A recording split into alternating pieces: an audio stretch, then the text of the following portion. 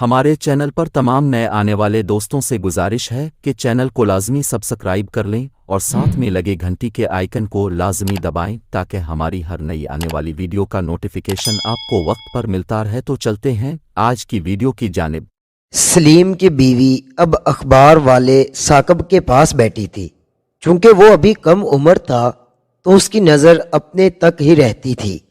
وہ صنم کا اعتبار نہیں کھونا چاہتا تھا، چاہے اس کے ارد گرد کوئی ننگا ہی کیوں نہ پھرتا رہتا ہو، وہ نظر نہیں اٹھاتا تھا۔ آج وہ صنم کے پاس آیا تھا کیونکہ وہ اس کا جسم قریب سے دیکھنا چاہتا تھا۔ اپنے دوست سے وہ سب کچھ سیکھ کے آیا تھا کہ کیا کچھ اور کیسے کرنا ہے۔ چونکہ وہ ایک سرکاری نوکری کرتا تھا، اس لیے سلیم کی بیوی صنم نے اسے اپنے چکر میں پھنسا لیا تھا۔ لیکن دراصل ثاقب اس کے مٹکے کا پانی پینا چاہتا تھا، اس لیے وہ بھی سعدیہ کے اشاروں پر چلنے لگا تھا۔ ثاقب کے پاس اکثر ایک بیگ رہتا تھا جس میں اس کے کچھ ضروری کاغذات موجود ہوتے تھے۔ صنم، میں پچھلے ہفتے آپ کے لیے کچھ ضروری سامان دے گیا تھا، وہ آپ کو ملا کیا؟ صنم بولی کہ مجھے تو کوئی سامان نہیں ملا۔ ویسے ثاقب، تم نے اس میں کیا بھیجا تھا جو اتنا ہی خاص تھا؟ ثاقب نے کہا، صنم، اس میں عورتوں کے نیچے پہننے کے لیے کچھ ضروری چیزیں تھیں اور ساتھ میں ایک مووی تھی جو میں نے خاص تمہارے لیے بھیجی تھی۔ سعدیہ کو مووی دیکھنے کا بہت شوق تھا، تو اس لیے ثاقب صنم کے لیے ایک رومانسی مووی لے کے آیا تھا جسے وہ صنم کو دکھا کر اسے گرم کرنا چاہتا تھا اور اس کے جسم کے مزے لینا چاہتا تھا۔ لیکن اس نے صنم کو کہا کہ میری ایک شرط ہے کہ ایک تو ہم اکٹھے بیٹھ کر مووی دیکھیں گے اور دوسرا تم اسے دیکھ کر ڈرو گی نہیں۔ تم پریشان نہ ہو ثاقب، میں نے پہلے بھی بہت مووی دیکھی ہوئی ہیں۔ صنم کی بات سن کر اندازہ ہوتا تھا کہ وہ کچی گولیاں تو کھیلتی نہیں ہوگی۔ ثاقب کی نظر صنم کے سینے پر تھی جس میں سے ابھرے ہوئے سفید مالٹے ہلکے ہلکے دکھائی دیتے تھے۔ صنم کمرے میں گئی اور پارسل ڈھونڈنے لگی۔ کچھ وقت کی محنت کے بعد اسے پارسل مل گیا تو وہ ثاقب کے پاس لے آئی۔ ثاقب نے ایک ایک کر کے تمام چیزیں پارسل میں سے باہر نکالنا شروع کر دیں، لیکن اس مووی کے پتے کو ہاتھ میں پکڑ لیا۔ صنم، یہ رہی وہ مووی۔ اچھا، میں اسے دیکھ لوں گی، تم فکر نہ کرو۔ نہیں، ہم اسے اکٹھے بیٹھ کر دیکھیں گے۔ ثاقب کے کہنے پہ صنم نے مووی لگا دی جس میں کافی ہاٹ سین تھے۔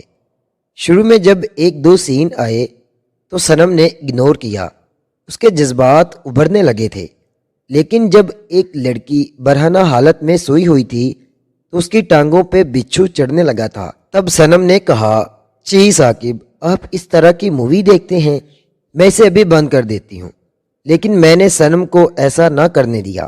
میں صنم کا ہاتھ پکڑے سہلانے لگا تھا اور وہ بھی کچھ گرم ہونے لگی تھی۔ اس نے مجھ سے ایک سوال کیا کہ کیا تم میرے ساتھ کھیلنا چاہتے ہو؟ مجھے ایسا محسوس ہوا کہ جیسے وہ یہ کہہ رہی ہو کہ کیا تم میری لینا چاہتے ہو؟ میں نے ہاں میں سر ہلا دیا تو صنم نے میرے ہاتھ اپنے مالٹوں پر رکھے جس سے میں بہت گرم ہو گیا تھا۔ تھوڑی دیر جب اس نے میرے ہاتھوں کو مسلا تو میرے اندر سے پانی بارش کی کنمن کی طرح باہر نکل گیا۔ میں نے اپنا ہاتھ پیچھے کھینچ لیا۔ صنم بولی، ثاقب، کہ کیا ہوا؟ بس تو نہیں ہو گئی؟ آج کے لیے اتنا ہی کافی ہے، باقی تمہیں کسی اور دن اچھے سے اپنی ٹافی چکھاؤں گی۔ میں اٹھ کر باہر چلا گیا کیونکہ میں نیچے سے گیلا ہو چکا تھا۔ ادھر ثقلین، جو اپنی بیوی سے بدلہ لینا چاہتا تھا، وہ اب سعدیہ کو آگا نیچ کرو پیچھا اونچ کرو کی پوزیشن میں لانے کا سوچنے لگا تھا۔ سعدیہ، جو اسی کے دوست کے ساتھ اپنی ٹھکائی کرواتی پکڑی گئی تھی، تو اس لیے آج اس کی شامت آ چکی تھی۔ اس کی سزا میں ثقلین اسے باندھ کر پیلنے میں لگا ہوا تھا۔ اب ثقلین کا ببلو بار بار سعدیہ کی گفا کے اندر باہر ہونے لگا تھا اور اس کے ہاتھ میں وسکی کی بوتل بھی موجود تھی۔ ایک ہاتھ سے وہ وسکی کا پیک لگاتا تو دوسرے ہاتھ سے اپنا ببلو پکڑتا اور سعدیہ کی گفا میں ڈال دیتا۔ سعدیہ کی گفا کے کنارے ابھرے ہوئے تھے جن میں گاڑھا سفید پانی بھر چکا تھا، اور ثقلین اگر مسلسل 2-4 اور دھکے لگا دیتا تو سعدیہ کی ٹانگوں سے پانی بارش کے قطروں کی طرح بہہ جانا تھا۔ ثقلین کا ببلو ایک آندھی کی طرح سعدیہ کی ایک منہ والی گلی میں آتا اور اندر جھانک کر پیچھے ہٹ جاتا تھا۔ سعدیہ کو پریشانی اس بات کی تھی کہ ثقلین نے گلابی گری میں اپنا ببلو ڈالنے کی بجائے اسے گول گفا میں ڈال دیا تھا، تو وہ پھنستا ہوا اپنا رستہ نکال رہا تھا۔ سعدیہ کسی بھی طرح اسے اپنے سے دور کر دینا چاہتی تھی۔ اچانک ثقلین کے ذہن میں کوئی بات آئی تو وہ سعدیہ کے اوپر سے کھڑا ہو گیا اور ایک دم سے اس نے گفا سے اپنا ببلو نکال کر کمرے سے باہر نکل گیا۔ سعدیہ کی وقتی طور پر جان بچ چکی تھی، لیکن ثقلین اسے ابھی کے لیے مہلت دے چکا تھا۔ اب وہ سیدھا ثانیہ کے کمرے میں گیا جسے اس نے بند کر کے رکھا ہوا تھا، کیونکہ وہ اس کی چھوٹی سٹرابری کو چکھنا چاہتا تھا۔ ثقلین کو دیکھتے ہی ثانیہ جو بیڈ کے پاس بیٹھی تھی جھٹ سے کھڑی ہو گئی۔ وہ بھی جانتی تھی کہ ثقلین اس کے ساتھ بلی چوہے کا کھیل کھیلے بنا انہیں نہیں چھوڑنے والا تھا۔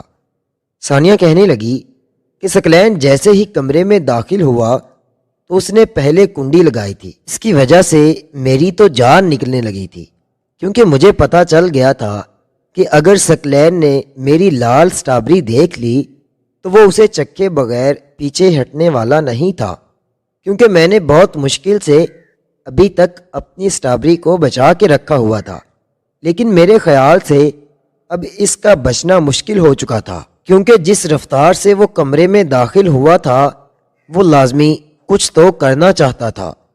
اس کی آنکھیں لال ہو چکی تھیں اور اس کے ہاتھ میں بوتل تھی۔